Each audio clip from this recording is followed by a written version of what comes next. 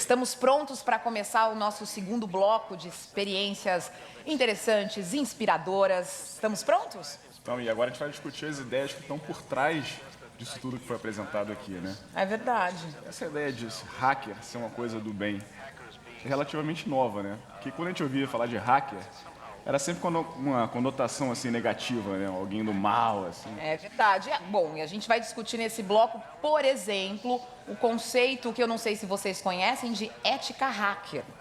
E nós diríamos que são conceitos positivos, ao contrário do que muita gente pode pensar, que faz essa associação da palavra hacker com algo negativo, o que não é mais verdade. Nunca foi, talvez. Essa ética hacker, ela permite um contato imediato, né? Direto do estudante, dos jovens, com a tecnologia, né? Temos aqui o nosso primeiro convidado desse bloco, um especialista em educação e tecnologia, o professor Nelson Preto, e ele vai falar que o professor pode ter um jeito hacker de ser. Vamos parar de apresentar, que ele já é mais do que conhecido, e deixar com que ele explique esse conceito pra gente. Professor Nelson Preto, da Universidade Federal da Bahia.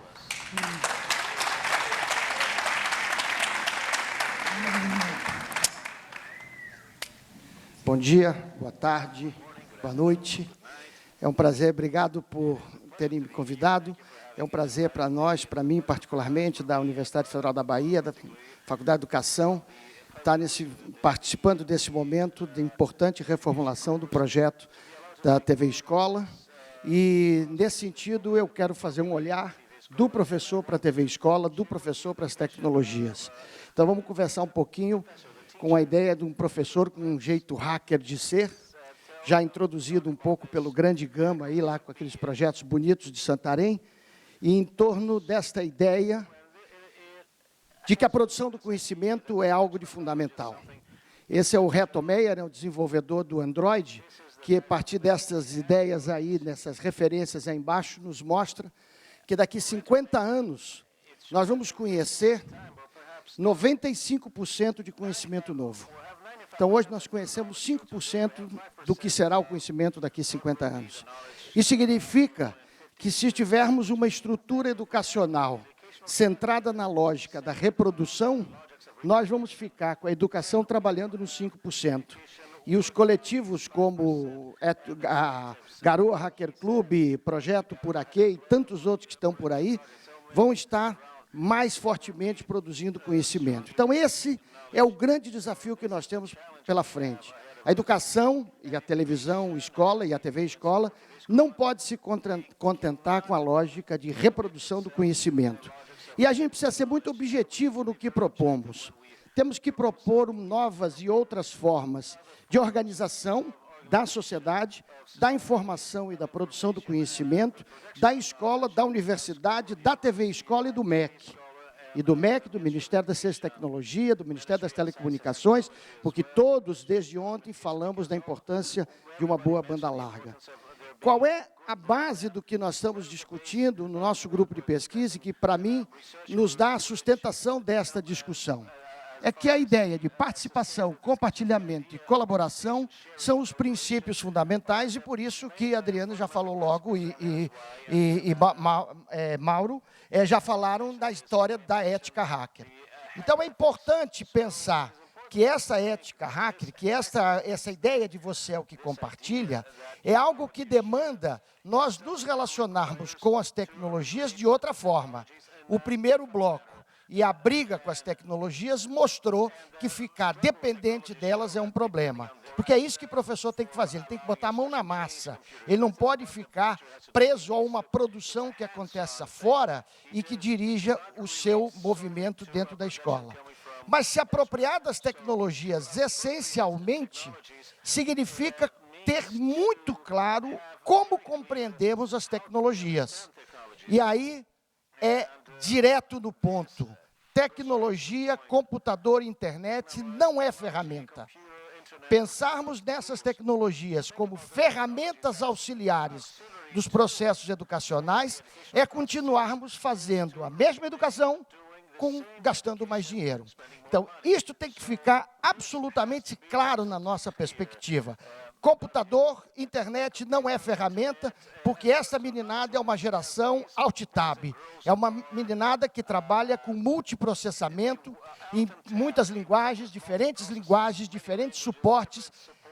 Há uma outra forma de expressão que está vinculada ao próprio suporte que é utilizado, no caso, as tecnologias, todas elas. O lápis, o rádio, a televisão, o computador, os modelos em 3D. O conflito que nós vivemos, portanto, é um conflito entre criar e reproduzir. Quer dizer, o que nós queremos que a escola seja um espaço de criação ou um espaço de reprodução.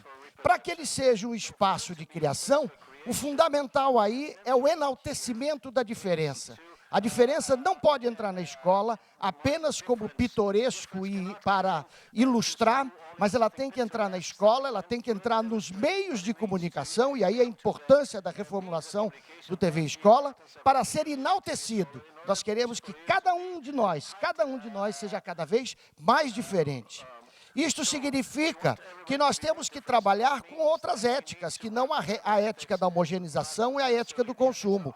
E aí entra muito forte a ideia dos hackers no compartilhamento.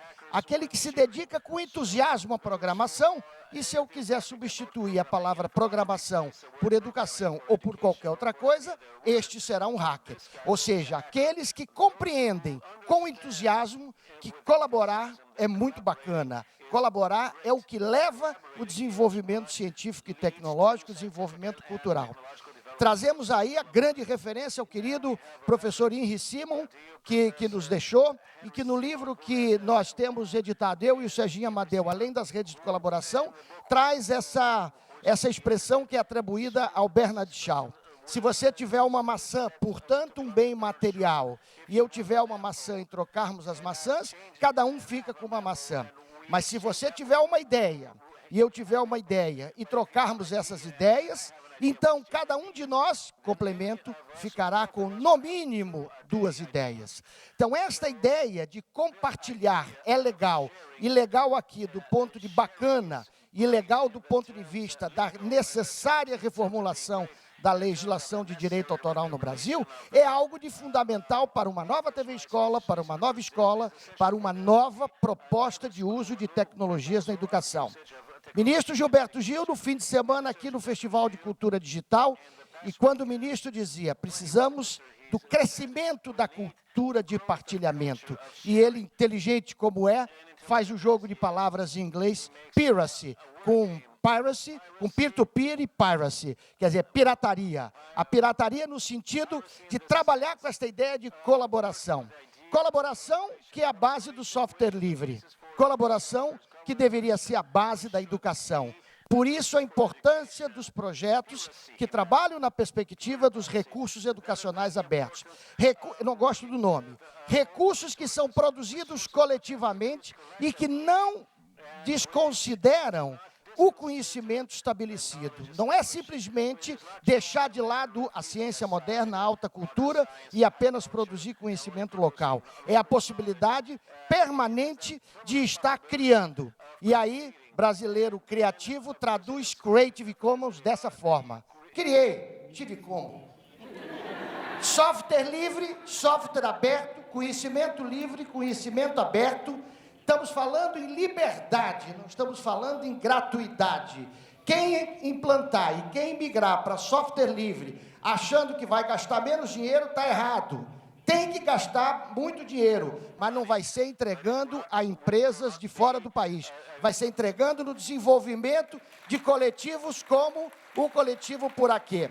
Então, software livre não é software grátis. Software livre é liberdade. E liberdade e colaboração são cruciais para a educação. E aí chegamos no grave problema que temos na introdução das tecnologias na educação. Há uma exagerada pedagogização das tecnologias. Fizemos isso com os livros didáticos, com os livros que, quando tiveram pedagogias, viraram didáticos. Fizemos isso nos laboratórios de informática, que viraram os laboratórios de informática didáticos. Fizemos isso na televisão, que virou TV Escola, TV que dá aula. Fizemos isso nos portais educativos, que querem organizar o conhecimento, porque acha que professor não pode navegar sozinho. Tem que ter alguém que coordene por onde ele vai. E estamos fazendo isso no projeto Um Computador por Aluno. Ou seja, o computador na mão da criança é um perigo. Então, eu vou embarcar pedagogia dentro do computador.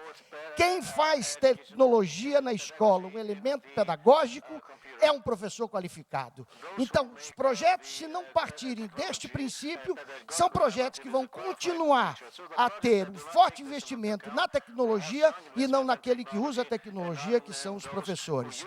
Nesse sentido, esta imagem, para mim, é uma imagem... Diminui um pouquinho aqui, por favor. Essa imagem, para mim, é uma imagem dramática. Numa das escolas em que nós visitamos no interior da Bahia, que nós estamos trabalhando com a formação, na mesa do aluno, um computador que lhe conecta com o mundo. Na parede, ma, me, mi, mo, mu, ta, te, ti, to, tu, como método de alfabetização. Aqui tem um século de distância entre essas duas práticas pedagógicas. Se continuarmos com a lógica de que a pedagogia vai para dentro do computador, daqui um dia tem ma, me, mi, mo, mu num site educativo ou num software educativo. Não quero dizer com isso que não tenha que se produzir software educativo, que não tenha que se produzir televisão. O que eu quero dizer com isso é que é fundamental que estes produtos culturais e científicos estejam disponíveis para nós, professores, podermos nos apropriar dele, e assim como faz o DJ, assim como faz a galera do Cultura Digital, mixar tudo, e aí misturando educação, escola, ciência, tecnologia, software livre, tecnologia, muito mais. Um comportamento ativista. Nesse sentido, nós, professores, alunos, deixamos de ser meros atores desse processo, atores que vão seguir um script escrito de fora, algumas vezes com 980 páginas, qualquer semelhança com PCN é mera coincidência, atores que vão representar algo e não vão ser autores do processo. Para ser autores do processo, eles precisam se apropriar das múltiplas, nós precisamos nos apropriar das múltiplas linguagens, dos múltiplos suportes. Portanto, as tecnologias e todos esses meios dentro da escola transformam este ecossistema educacional num movimento permanente na remixagem, da colaboração, da autonomia, Plano Nacional de Banda Larga, Marco Civil da Internet, Reforma da Direito Autoral, uma política de informação científica, dados abertos, transparência hacker, ônibus hacker. Este movimento todo faz com que demanda com que tenhamos um professor absolutamente fortalecido. Um professor que se considere e que seja considerado como sendo uma liderança política e acadêmica. Este professor seguramente será um professor que terá que ter uma habilidade fenomenal, porque ele vai ser um grande negociador das diferenças dos saberes. Então, ele vai trazer o Vila Sésamo, ele vai trazer o software feito para ensinar física, com o conhecimento do Ribeirinho, lá de Santarém. Ele vai trazer a diferença de cada aluno, de cada colega, de cada professor, e vai permanentemente negociar essas diferenças. Este professor vai contribuir para que a escola esteja envolvida num círculo virtuoso de produção de culturas e de conhecimentos e não se transforme numa escola meramente consumidora de informações. Este professor é um professor hacker. Obrigado.